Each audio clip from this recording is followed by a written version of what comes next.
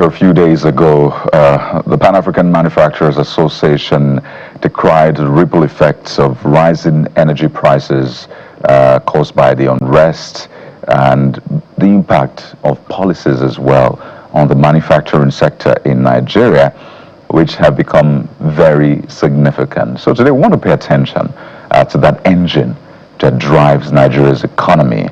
And we're joined on the program by Bob Manuel Ibifere, who is the president, Rivers Entrepreneurs and Investors Forum. As also CEO of Bob Track Tractor Limited, joins us via Zoom from Rivers State. Mr. Ibifere, good morning. Welcome to the program. Good morning, and thank you for having me. And I'm going to flip the question and ask you, how easy is it for manufacturers in Nigeria today? Just how hunky-dory is the situation? It is very challenging. It is very challenging and quite unfortunate what manufacturers are going through in the country today. You know, we expected that the government would understand the pains that we're going through, but with the recent developments and the recent policies that they put in place, especially policies that has to do with the import waivers that are given to different sectors like the automobile sector, the EV, electric vehicles, and the agricultural tractors and implements, it's going to spark a major job loss in the country. And it would erode the local input and local technology that the country has been able to harness. And it's quite unfortunate, you know, to say the least. We're going through a very difficult time, especially now with all of what is going on. So I want you to help us understand perhaps the kind of consultations that went into that decision, because naturally if you make such decisions, you would look at your local market, you'd have a conversation with the local industry and ensure that whatever decision you're making would also protect the local industries, because you don't want to take all your jobs out there, because that's what happens when you bring products in and Nigerians are now purchasing those products coming in. What you're doing is providing jobs and helping the economy out there. So walk us through, were there consultations? How does this directly also impact you? But I'm really concerned about the conversations that happened before this decision was made, and how can government ensure that you are protected amidst all of this? Yeah, from the best of our knowledge from the Investors Forum and from the manufacturing sector, we have there was no consultation before this decision was taken. And when such a decision is taken that has a direct bearing with our activities with manufacturing, and not just manufacturing, I mean key sector manufacturing, it obviously it's seen in the bad taste, because with this current law that has been put in place, you automatically, I can tell you that most of our agro-based technology would be eroded and would be wiped out. And the amount of jobs directly and indirectly in the agro space that will be lost will be running into millions. And I wonder, why would the government take such a drastic decision without proper consultation to understand how to go about it? And Nigeria is not, I mean, this particular scenario we're going through now, or we're about to go through now, it's no different from what would have wiped out the manufacturing in the early 80s, when we had the likes of Anamco, we had the likes of Stair, we had the likes of Peugeot, and so there's so many of them. All of those manufacturing companies, assembling and manufacturing companies of automobile, agricultural tractors and implements, all of those companies were wiped out just because of a single policy that was not properly thought through. And that is what we're going to face again as we speak with this policy in place. So it's quite unfortunate why our leaders seem to always, I think they don't really take our time to think through the policies that they put in place, understanding that those policies are what are the basic instruments in the hands of our economic handlers to rejig or to tool the economy to become what it should be. And to that extent, we're calling on the government to immediately look back and rescind such policies where they're talking about giving zero waivers to every import of agricultural products into the country, because you already have agricultural manufacturing companies that are world beaters that are doing very well in Nigeria today. They are not just doing very well in Nigeria, they are exporting agricultural tractors and implements out of Nigeria to places like Dubai, to Ghana, as we speak. So why would you want to wake up one day and you say all of those would just go down the drain because you want to now begin to open up your what do you call your seaports for anybody to import anything? And Nigeria is just going to be a dumping ground for all of this. And when it becomes a dumping ground for all of it, the farmers will eventually suffer because we don't have homegrown solutions to solving our homegrown problems in Africa and in Nigeria in this context. I think... My apologies, sir. Let me begin by asking very basic questions so that we establish the conversation even further. So does the Nigerian government, by Nigerian government I mean whether at the subnational level, especially at the federal level, know that you guys, permit my word now, exist, that you manufacture agricultural machinery? Do they know that? Of course, absolutely. Because we're in partnership with an agency in the presidency called Nasini, and we're in partnership. We're actually manufacturing we're assembling from the facility in Nasarawa State, and we're in partnership with the Nasarawa State government in doing all of this. And our products are out there in the market, they're everywhere in the market.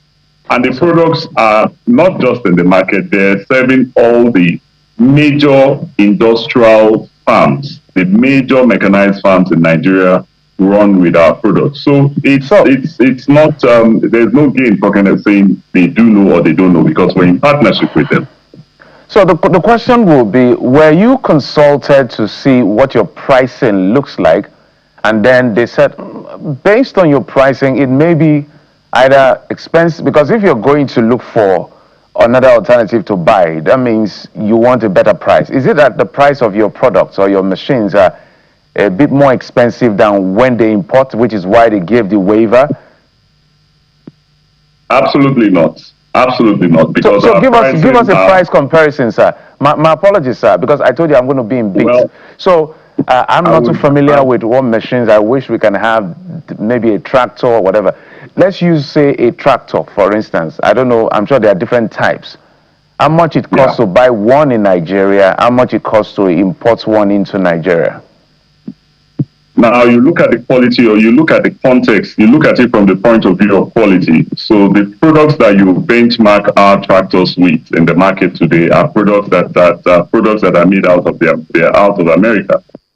Our 100 horsepower tractor goes from the range of 50 to 60 million, depending if it is single, if it is four-wheel drive, or single, that's two-wheel drive. For a two-wheel drive is the low end of it. It goes for 50 million. And the four-wheel drive goes for as much as 60 million. That's the four-wheel drive with the factory-fitted installed air conditioners and all of that. Now, if you just oppose that to a product that is made out of America and that's in the market, that you easily find across in the market, 100 horsepower of that product, because I don't want to mention names so it doesn't draw this into a different space. Now, you buy any of those products from the neighborhood of 100 horsepower from the neighborhood of 90 million to 110 million. So you see that we're about a half of what they sell. So the question will be, thank you, sir. My apologies, sir. So the question will be, why would the government choose to buy something that is more expensive or give a waiver? Because I'm looking at the highlight of the 6-point plan of the Nigeria First policy. The very first is prioritizing local production in all federal government procurement processes. I hope you understand what I'm trying to make sense of here, sir. Absolutely. Absolutely. And that's the question we keep asking ourselves. Because this just didn't start. It started out even about 2 years ago when the administration came into power. They came and they decided to go to Belarus to buy tractors. They bought 3,000 tractors and implements into the country, whereas you have locally manufactured, locally assembled tractors in country that you're supposed to be protected. So at the back of that incident, the federal government came with a new policy, enacted a new policy where they insisted that the federal government must encourage made in Nigerian products by buying made in Nigeria. And we felt that they've been able to, I think, realize the mistakes that they made. But for them to come up with this now, it leaves one wondering what is really going on. Because the problem of our growth, the problem behind the growth of the Nigerian economy is as a result of the government flip-flops in its policies. Today, it decides to enact one policy. The next day, they decide to enact the other. So you now look at the intent behind all of this. You look at the sincerity. Is it that the people that play are trying to undo the economy for them or their personal interest? These are the questions you ask. Now, I'll give you a similar scenario in America.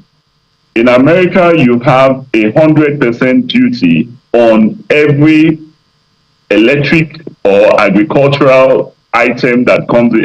Let's use electric. Every electric item, every electric car that comes into the American economy. Why? Because the American economy is working around the clock to protect its local manufacturers and to protect its local economy.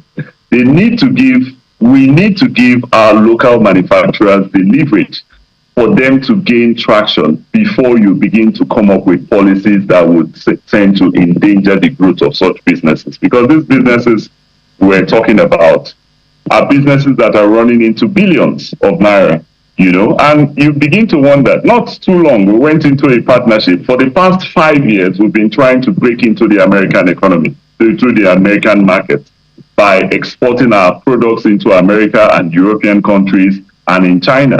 It has been a challenge for us. Why? Because they're protecting those markets. So why would it be that our own government would sit down without taking our time to look at the pros and cons, and they wake up and to enact such a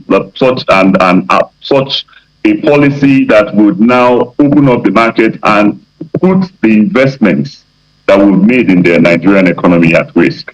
And we begin to wonder, what is the essence? What do they intend to achieve? So you mentioned the importation of tractors from Belarus, but if we went further down, perhaps to states that embark on agriculture and invest heavily in that sector, for instance, Niger State, tractors there are also imported either from Brazil or Czech Republic by the reports. And so if indeed your products are out there, our government knows that you exist, what then is the role of Naseni that you said you are into partnership with? Are they actively fulfilling the mandate for which they were established? That's to promote innovation and engineering within the domestic space. I would give it to the management and leadership of Naseni, because they've been quite proactive. Naseni, I've worked tirelessly to see that they push the products, they enlighten our governors and indeed the presidency on the importance for them to patronize made in Nigerian products. Because I could remember one of the governors' forum meetings that they had, where the Naseni leadership, Khalil, took out time to do a full-blown presentation to them on the importance for them to buy made in Nigerian tractors like Bobtrack. So all the works have been done. They've done their bit, and they're still doing what they're doing. We try as much as possible to do what we do. We have our sales outlets across the country. At major airports, you have our tractors being displayed in Lagos. At MM2, you have our tractors in Asaba and so on. The problem is, I think it goes beyond just buying of tractors to the point where you begin to ask how sincere they are, our government functionaries, on how sincere they are in their activities and in their conduct. Because when you have a product that is cost effective, that is better, stronger than what you take out time to go and buy outside. And you ask yourself, what's the end to this? Why would you want to go as far as this? What's your angle? That's what you keep asking ourselves. You know, we must be patriotic for this Nigerian economy to be what it is. If we're not patriotic, then we'll keep living in illusion. And this is one of those cases where patriotism in the country is being called to question. So if Naseni, pardon me, yeah. if Naseni is promoting your work and is effective, as you have said, why is it unable to get you a foot in the door with procurement, for instance, where the decisions are made for these agricultural equipment to be imported? Why is Naseni unable to get your association a foot in the door? Well, I think Naseni could do as much as they could because Naseni does not hold the final say on the decision process in the country. You know, they've done the bit. I would want to say they've done the bit because of what we've seen, what they're trying to do. But for us as a company, yes, some governments are buying made in Nigerian tractors like Bob Track. We have we will have some of the states that we're in partnership with.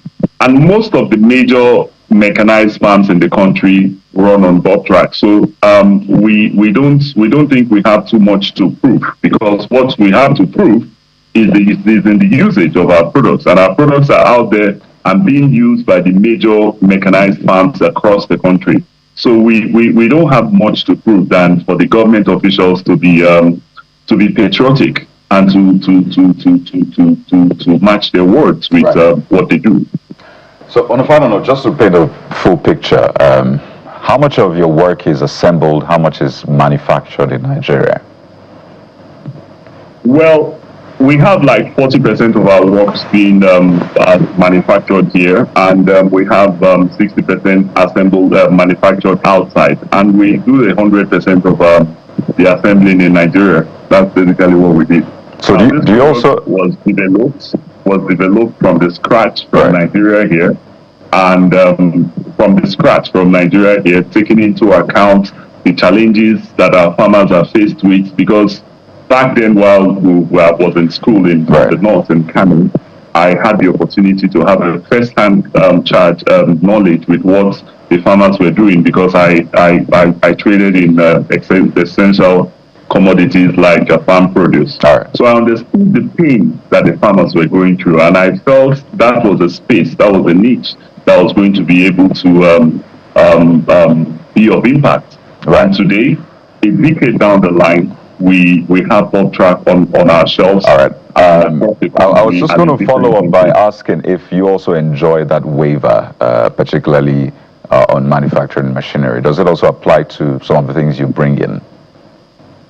Well, that of course we do enjoy waivers from the government on. We're going to obviously be part of it, but the issue is not about the waiver.